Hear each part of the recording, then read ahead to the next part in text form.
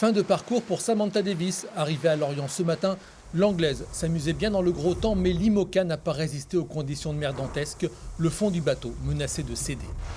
Je suis heureuse que j'ai trouvé ça dans le temps que ça n'a pas empiré, puisque j'aurais pu couler sinon.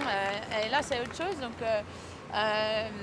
je connais assez bien mon bateau. J'ai pu détecter avec un tout petit bruit le problème.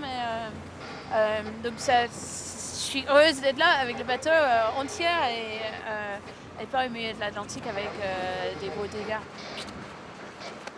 Un peu de réconfort. Romain, son mari, était au ponton pour l'accueillir. Le skipper de Pure Marie Famille, un autre 60 pieds, est aussi à l'arrêt à Port-la-Forêt. Un empannage intempestif a déchiré ses voiles. Il recoue et il repart.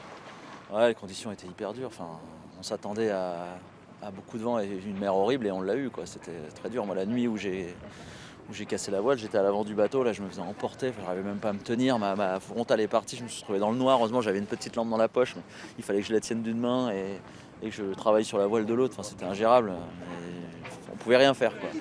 Autre concurrent à l'arrêt, Jérémy Bayou et son Charal. Le dernier né de la flotte IMOCA paye ses erreurs de jeunesse.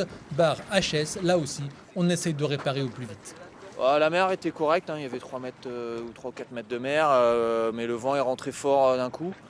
Et puis le bateau est parti un petit peu au loft, le pilote a contré et le système de barre a pété d'un coup.